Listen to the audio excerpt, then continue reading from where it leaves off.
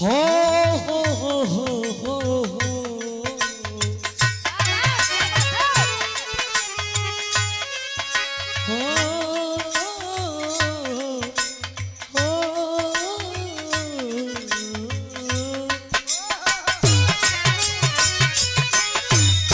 हम केहू पर विश्वास ना करीला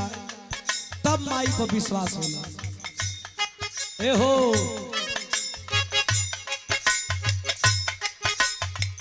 ई जगत दुरावे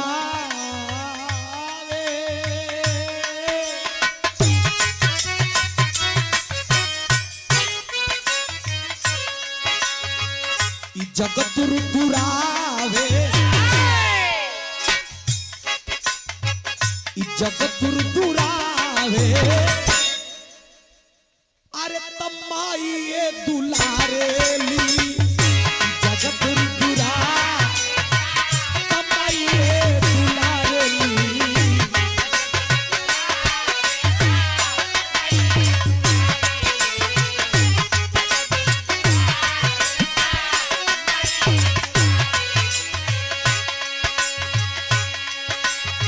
और उठे जब किस्मती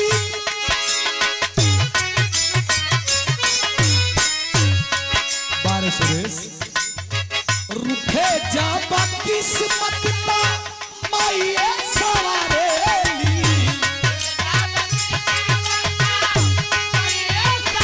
सवारेली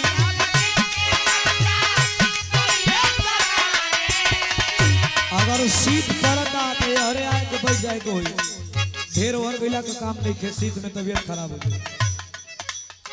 और उठे जब किस्मत माइए सवारेली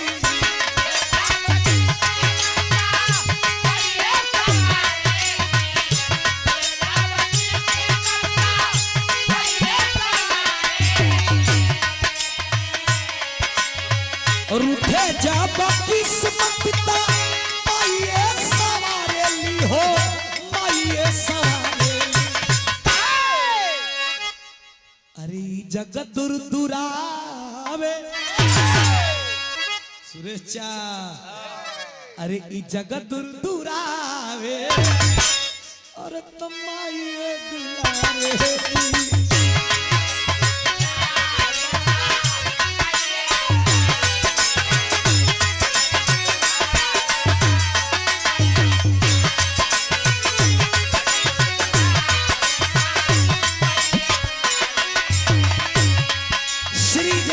चौधरी जी डिलिया टोला ये आपके द्वारा ये 50 रुपया पुरस्कार बहुत बहुत धन्यवाद है प्रणाम है आशीर्वाद की कामना है। एगो बात कही है पढ़ल लिखल लोग बैठल बा बनले का सार बहनोई हो जगतिया में कोई नहीं अपना है किसान लोग बैठल भाई कहावत कहेला कि बनले का सार बहनोई हो जगतिया में कोई नहीं अपना मतलब कि तोहार बनल बा तोहार चमकल बा तो तोके सारो मिल जाई है आ तोहार बिगड़ल बा तो तोके बहनोई हो ना मिली है। बनले का सार बहनोई हो जमाना का लोग ऐसा हो गई बा बाहर कभी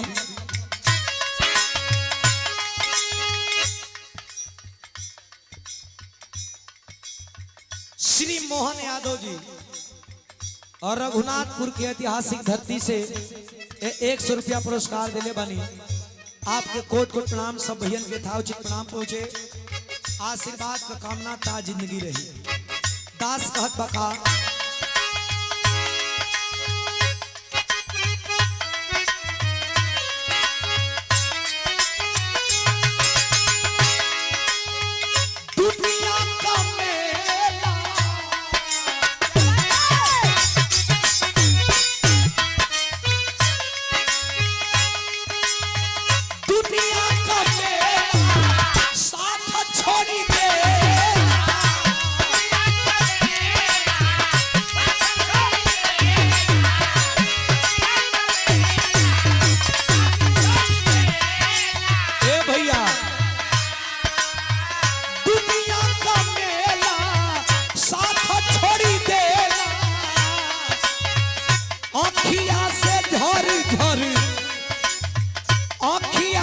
झरी झरी लोरवा कहेला। बंद बोलो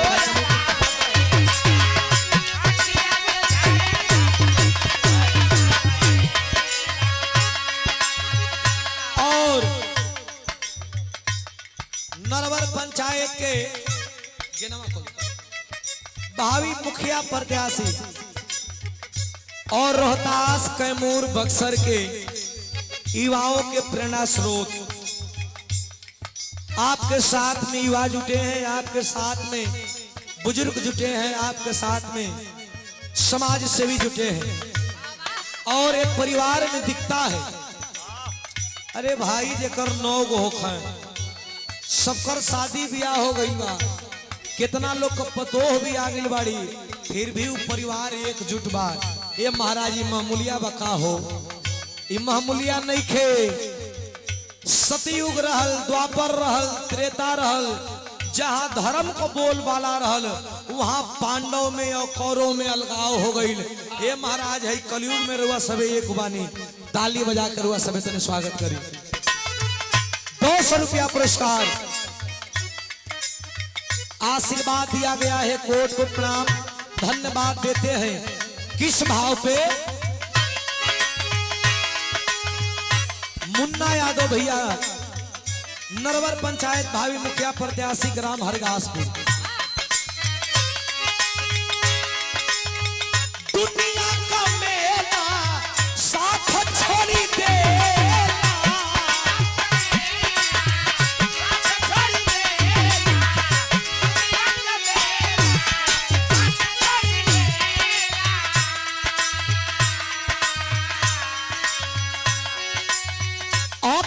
से झरी झरी लोरवा बहेला, अखिया से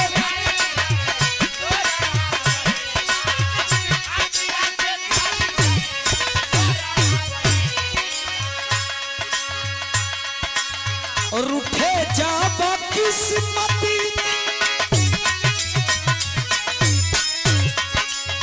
रूठे जाब किस्मत ता दुख से उबारे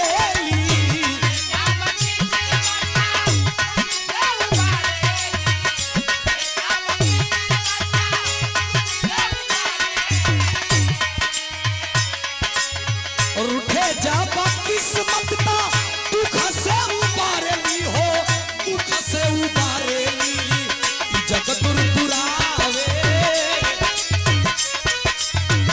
जगत दुरावे आइए दुरावे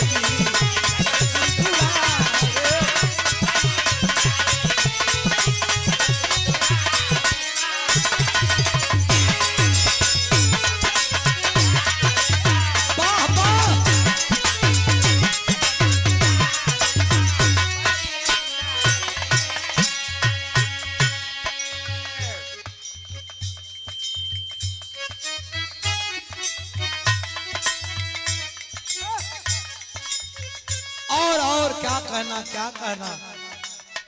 ये माँ के नाम पे माँ का पुरस्कार, माँ के नाम पे माँ का पुरस्कार। हमारे राहुल भैया, हमारे राजकुमार भैया की मम्मी हमारी भी माँ है। ये शानदार 500 रुपया का पुरस्कार, थोड़ा जोरदार ताली आप लोग बजा दें। माई का कान में हमारा आवाज गयल हो, माई कहलिए कि हमारे लाले गावत 500 रुपया पुरस्कार आई बा, कोट कोट प्रणाम। ये माई का भजन भाव पर माई का पुरस्कार, दिल से धन्यवाद बा, आशीर्वाद का कामना बा। हाई भजन का लाइन में ये लाइन को कोई जोड़ा नहीं है, बार लिखने वाले कभी क्या लिखते हैं? अंबर से ऊंचा बा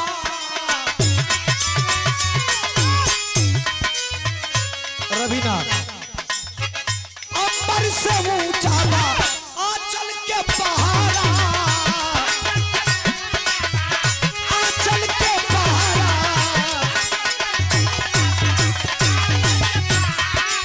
अंबर और रोड पे कोई गाड़ी लगी है 4648 ब्रेजा तनी ओके हटा दो जाओ तनी बाधित हो रहल बा यातायात लोग के आवे के भी बा हम लोग के निकले के भी बा निकाल दो जाओ तनी हटा दो जाओ अंबर से ऊंचा बा आंचल के पहाड़ा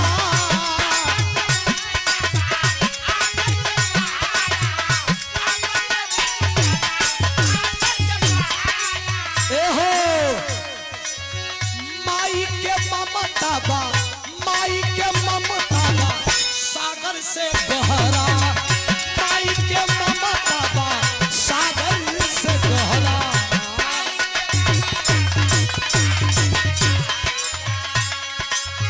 आचरा ओढ़ाई के दुख से उबारेली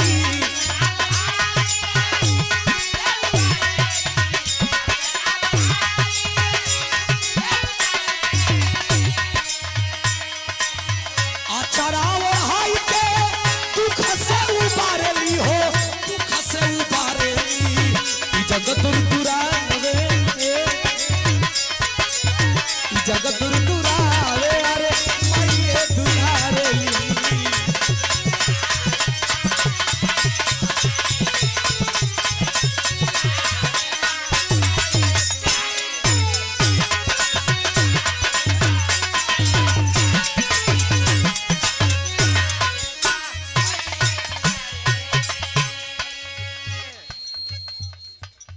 अलगू जी क्या कहना दुल्फा की धरती से 100 रुपया पुरस्कार कोट कोट प्रणाम धन्यवाद हो प्रणाम हो सिटी नदे भैया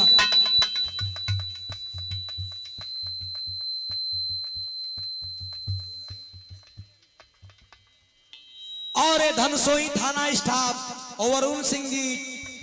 चौकीदार साहब क्या कहना है आपके द्वारा स्टाफ महोदय के दिल से धन्यवाद बा आप तो हमने का काम लायक पानी अब रात बिरात में हमने कने घूमे नहीं जा दूसर के घूमे लगे और आदरणीय विधायक जी जिनके द्वारा आज फीता काट करके मंच का उद्घाटन किया गया आदरणीय विश्वनाथ राम जी जो हमारे फूफा भी है चूंकि उनका शादी हमारे गांव पे हुआ है तो विश्वनाथ राम जी के द्वारा हमारे विधायक जी के द्वारा आदरणीय फूफा जी के द्वारा ये शानदार जानदार 500 रुपया पुरस्कार एक बार उन्हों का नाम पर ताली बजाओ बहुत बहुत धन्यवाद बा प्रणाम बा और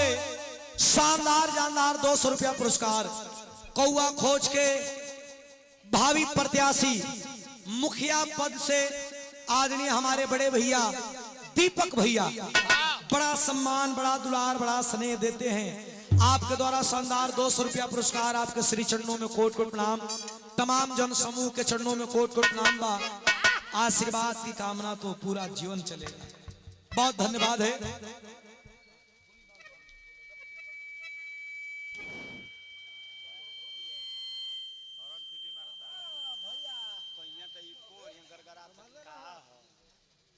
आदरणीय श्री सुरेश यादव जी देखिए कितना बढ़िया नाम हम बोलते रही हैं आया आप कभी नाम सुरेश नाम हम शुरू से कहीं चालू कर लिए जानते नहीं कहीं कि महेश सुरेश और दिनेश ये सब त्रिलोकी नाथ का अंश होलन ये त्रिलोकी नाथ का अंश गणेश महेश दिनेश सुरेश ये सब त्रिलोकी नाथ का अंश होला जब हम कार्यक्रम चालू करीला तो ये अंश में से कोनो नाम एगो पकड़ ले और संजोग से आज ई नाम के पकड़ ले बानी जो हमरे सुदामा यादव जी के सासाराम वाला समधी बानी हमरे राजकुमार भैया के ससुर जी बानी आपके द्वारा ये शानदार 500 रुपया पुरस्कार एक बार जोरदार ताली होना चाहिए समधी और ससुर समधी के एगो भाई से भाई मिलेलन आ ससुर के एगो दामाद के बाप बेटा जैसा एगो प्यार मिलेला इहे प्यार आवेला बहुत बहुत धन्यवाद बा प्रणाम बा आशीर्वाद की कामना बा बहुत बहुत धन्यवाद है 100 रुपया पुरस्कार किसान महासंघ के किसान नेता राम जस सिंह जी कुशवाहा बक्सर जिला संयोजक द्वारा 101 रुपया पुरस्कार दिल से धन्यवाद आशीर्वाद की कामना है गारंटी एमएसपी के गारंटी कानूनी पर गाना बनाए और गावे ठीक बा हम गारंटी वाला गाना एगो गा दे दिल से धन्यवाद बा और अपने गुरु घराने का परिचय बा पीछे मास्टर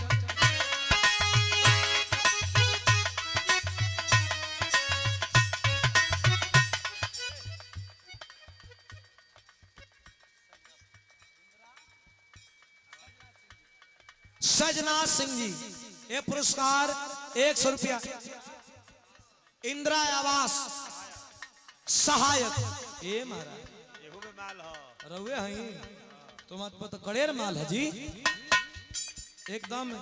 एक गो अगर एक गो पिलर का दाम दे तो रतिया भरा मन गदगद रह जाए। बहुत बहुत धन्यवाद बा प्रणाम बा। गुरु घराने का परिचय बा अंतिम भाव बा लास्ट भाव बा।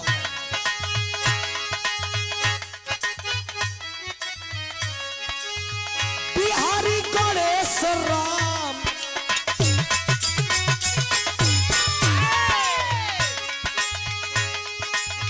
बिहारी गणेश के कले सतुरा कई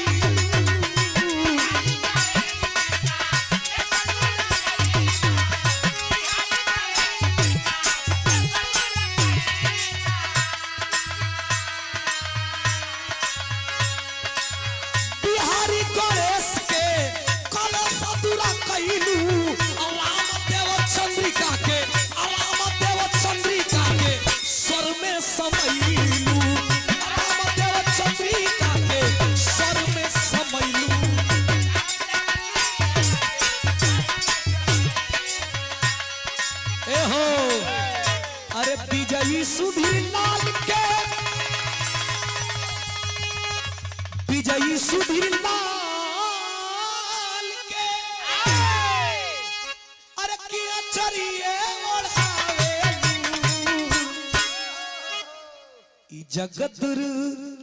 दुरावे ई जगत दुरावे